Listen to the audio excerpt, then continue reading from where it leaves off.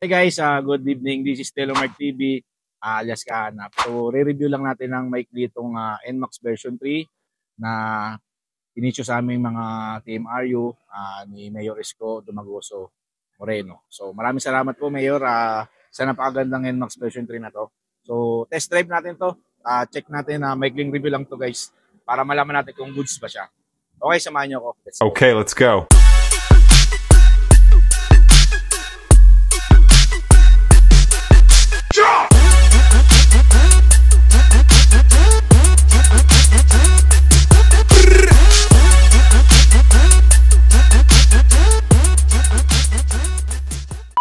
Ngayon na-start na natin siya guys.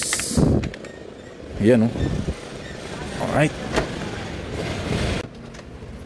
Diba? Ayos yung ano niya. Yung push start niya. Hindi na siya yung maingay kagaya sa mga dati. Diba? Smooth Napaka-smooth.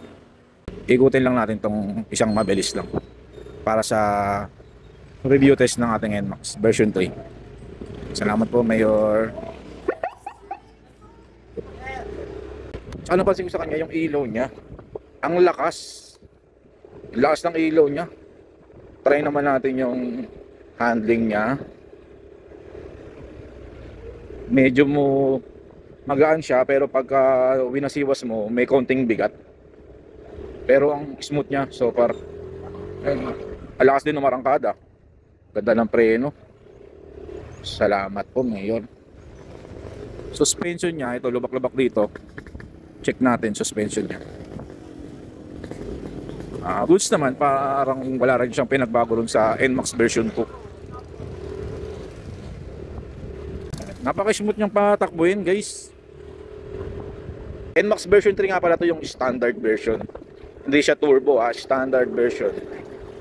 Yan, ang lakas ng ilaw niya.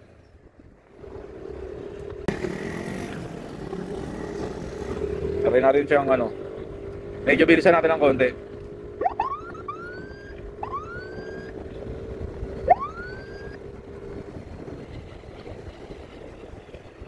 Hindi ka matatakot siyang ipreno. Ang ganda ng braking system niya. Pati yung suspension niya malambot. Yun nga lang siguro dahil ayan, stock lang siya.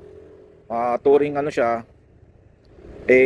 Medyo bitin ako sa tulin niya pagka pinirit. Malakas yung arangkada niya pero bandang gitna medyo normal na lang. Para rin siyang NMAX version 2.